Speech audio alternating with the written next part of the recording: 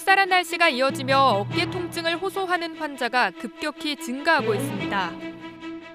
성인의 20% 이상이 한 번쯤은 경험한다는 어깨 통증. 지난 6년 동안 어깨 질환 환자는 20% 이상 증가했다고 하는데요. 괜찮아지겠지 하다가 큰 병 되는 어깨 질환. 쑤시고 결리는 어깨, 이대로 방치할 순 없습니다. 톡톡TV 닥터 오늘 이 시간에는 제주대학교 병원 강현성 교수와 함께 우리가 잘못 알고 있는 어깨 통증의 오해와 진실에 대해 알아봅니다.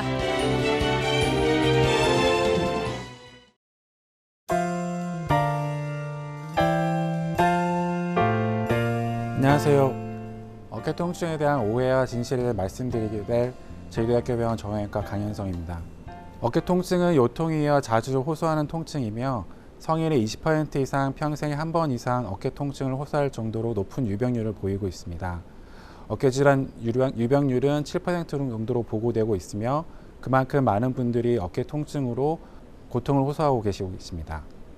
최근 증가하는 컴퓨터 사용이나 오랜 시간 부자연스러운 자세, 과사용 등으로 어깨 통증의 빈도나 양상이 많이 바뀌고 있습니다. 건강정보심사평가원에 따르면 최근 5년간 어깨 질환으로 진단받는 환자가 20% 이상 증가되는 것으로 보고되고 있습니다. 이에 따라 어깨 회전근개 봉합수술이 약 25% 이상 증가되는 것으로 보고되고 있으며 전방 십자현대 재관술이 해마다 일정하게 유지되는 것에 비해 큰 차이를 보이고 있습니다. 어깨 인공관절 수술도 그 숫자는 많지는 않지만 무릎의 인공관절 수술 환자의 증가치를 보다 보면 2배 이상으로 빠르게 증가하는 것을 아실 수 있겠습니다. 이러한 어깨 질환은 60% 이상 의원에서 치료를 하고 있으며 대학병원 등의 상급 종합병원은 4% 이상으로 보고 있습니다. 이러한 어깨 통증을 일으키는 원인은 다양한데요. 회전근개 힘줄염, 회전근개 파열, 석회성 건염, 동결견, 이두견염, 견봉쇄관 관절염 등이 주 원인이 되기도 합니다. 퇴행성 고관절염, 류마티스 관절염, 강직성 척추염, 경추 추간판 질환, 유방암, 폐암 등이 또 원인이 되기도 합니다. 여러분들은 어깨 통증이 있을 때 어떻게 알아보시나요? 질병정보 습득 경로를 보면 대부분의 경우 인터넷을 통해 알게 되시는 것 같습니다. 어깨 통증에 대한 본인의 증상을 인터넷으로 찾아보게 되고 TV나 신문 등에서 광범위하게 나오는 정보들 중에서 어떤 것이 정확한 진단이고 자기에게 맞는 질환인지에 대해서 선별하기가 굉장히 어렵습니다. 자의적으로 이 병이 이럴 것이다 라는 판단으로 부적절한 치료를 받게 되기도 하고 또는 아무것도 아닐 것이다 라는 판단으로 방치하게 되기도 합니다. 이렇게 막연한 경관절 통증에 대한 두려움으로 병원을 찾기 힘들게 되고 또는 무분별한 검사라든지 검증받지 않은 치료를 시행하게 돼서 시간적 경제적 손실을 벌기도 합니다. 적절한 치료 시기를 놓쳐서 어깨의 기능 손실로 인한 삶의 질의 저하도 가져오게 됩니다. 따라서 정확한 초기 진단이 굉장히 중요합니다. 말씀드렸듯이 어깨 관절 질환은 지속적으로 늘어나고 있으며 인공관절 수술은 5년 전에 비해 2배 이상 증가하고 있습니다. 주로 50대 이상에서 회전근개 파열, 동결견, 석회화 건염 등의 비중이 높습니다. 이런 어깨 질환 중 주변에서 흔히 접할 수 있는 회전근개 파열이라든지 석회성 건염, 동결견 등에 대해서 알아보겠습니다. 중년에 어깨가 아프면 모두 50견일까요? 50견이란 말은 특정 질병의 진단이라기보다는 나이 드신 분들의 관절 통증을 통틀어 얘기하는 거라고 생각하시면 됩니다.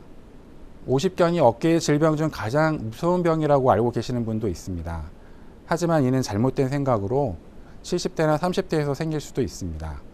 움직이면 아프니까 움직이지 않아야 한다고 처방을 내리는 잘못된 처방도 있습니다. 하지만 정확하게 말씀드리면 50견은 잘못된 진단명이며 동결견 또는 유착성 관절낭염이라고 합니다. 동결견은 어깨 관절을 싸고 있는 관절막이 들러붙어서 붙어있는 상태를 말하면서 염증이 굉장히 심해지고 이 과정에서 심한 염증으로 어깨가 조금만 움직여도 소스라치게 놀랄 정도의 통증을 가지게 됩니다.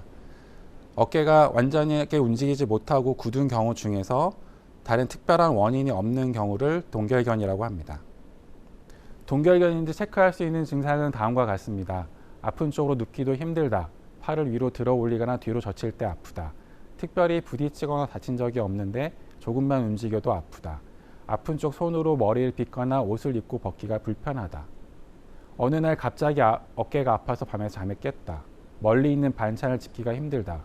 혼자서 팔을 들 때도 안 되지만 다른 사람이 아픈 팔을 들어줄 때도 잘 되지 않는다.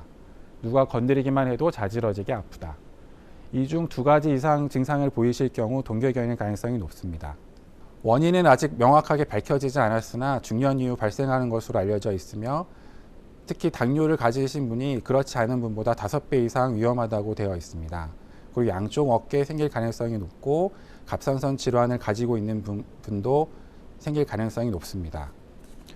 외상 또는 수술 후 장기간 고정을 한 경우나 또는 약제에 의해서도 발생할 수 있습니다. 약 6개월에서 2년간 어깨의 통증이 심하면서 시간이 지나면서 통증은 감소되어 일상생활은 가능하나 차츰 팔을 움직일 수 있는 범위가 감소하게 됩니다. 혼자서 팔을 드는 것도 안 되지만 다른 사람이 들어줄 때도 잘 되지 않습니다. 어깨 통증은 시간이 지나면 저절로 좋아질까요? 동결견은 시간이 지나면 어느 정도 좋아지는 질환으로 알려져 있긴 하지만 적절한 치료를 받지 않으면 관절 운동 제한이 남게 되는 질환이기도 합니다. 동결견은 다음과 같은 3가지 단계로 나눌 수 있습니다. 점차적으로 통증이 심해져서 야간통이 심한 동통기, 2번째로 거의 항상 심한 통증을 느끼고 점점 능동적 관절 운동이나 수동 관절도 동시에 되지 않는 동결기, 그리고 조금씩 통증이 감소하면서 운동 범위가 다소 증가하게 되는 해동기로 나눌 수 있습니다. 어깨가 아픈 가운데 회전근개 파열과 구분하는 방법에 대해서 궁금하실 수 있습니다. 쉽게 구별하는 방법은 아픈 쪽 팔의 운동 범위를 아프지 않은 쪽 팔의 운동 범위와 비교하는 방법입니다. 동결견은 누가 건드리거나 움직이기만 해도 소스라치게 놀랄 정도로 통증이 심하며 회전근개 파열은 아픈 쪽 팔을 들어 올리면 아프지만 그래도 올릴 수 있습니다. 그렇다면 치료가 없어도 시간이 지나면 좋아지는데 이게 사실일까요? 동결견은 반드시 치료가 필요한 질환입니다. 많은 경우에 적절히 치료하지 않은 경우에 결국 어깨에 상당한 운동 제한이 남게 됩니다. 섣불리 동결견으로 진단한 후 치료를 받지 않거나 부적절한 민간